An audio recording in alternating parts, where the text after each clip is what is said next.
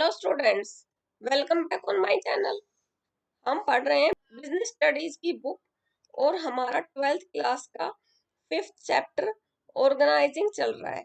और इस चैप्टर में जो हमारा टॉपिक चल रहा है वो है ऑर्गेनाइजेशनल स्ट्रक्चर।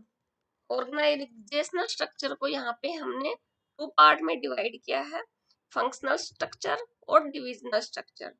फंक्शनल और डिविजनल स्ट्रक्चर के बारे में हम डिटेल में पढ़ चुके हैं और अब हम इनमें डिफरेंशिएट करेंगे। फर्स्ट है difference on the base of formation. दोनों डिपार्टमेंट किस बेस पे बनाए जाते हैं?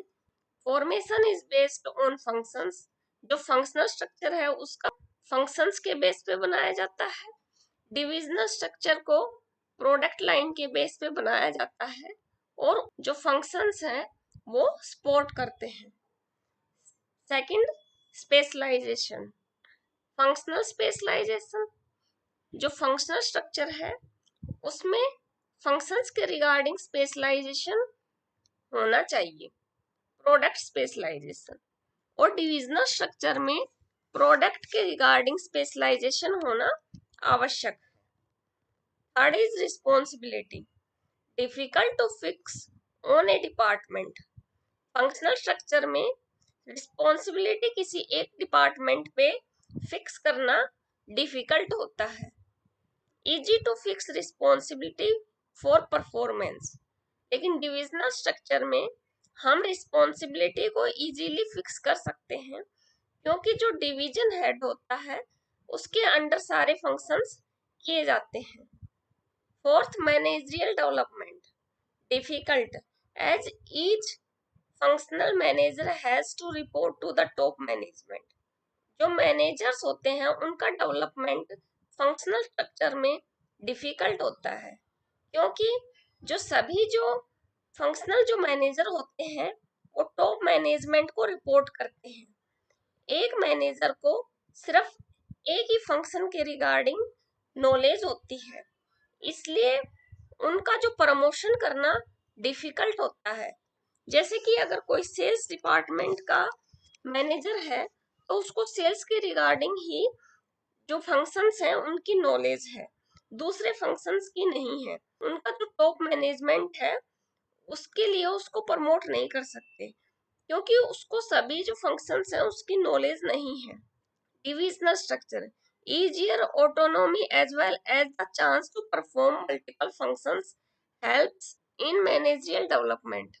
डिविजनल स्ट्रक्चर में मैनेजर्स का डेवलपमेंट इजी होता है, आसान होता है क्योंकि इसमें डिवीजन के अंडर एक ही जो मैनेजर होता है उसके अंडर सारे फंक्शंस किए जाते हैं, इसलिए उस मैनेजर को सभी फंक्शंस की नॉलेज होती है, इसलिए उसका प्रमोशन करना आसान होता है।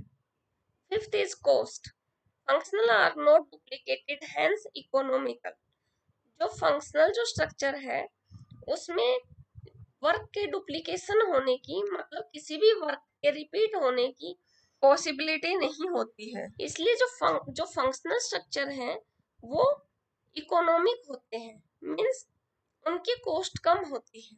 डिविजनल स्ट्रक्चर में duplication of resource in various department hence costly. Divisional structure में जो अलग अलग प्रोडक्ट लाइन होती हैं उसके अंडर अलग अलग फंक्शनल डिपार्टमेंट बनाए जाते हैं जिससे कि जो रिसोर्सेज हैं उनके डुप्लीकेशन मतलब किसी भी रिसोर्सेज का ज्यादा रिसोर्सेज अपॉइंट करने की पॉसिबिलिटी होती है, इससे यह कॉस्टली पड़ता है। Sixth is coordination, difficult for a multi product company. जो फंक्शनल स्ट्रक्चर है वो मल्टी प्रोडक्ट कंपनी में अडॉप्ट करना पॉसिबल नहीं है। Divisional structure easy because all functions related to a particular product are integrated in one department.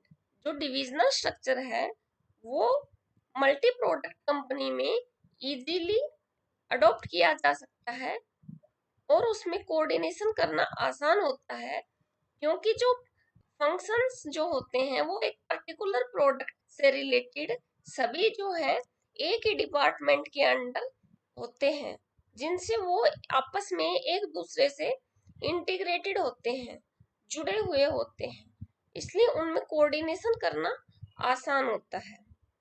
Okay students, thank you. Please like and share my videos and please subscribe my channel. Thank you so much.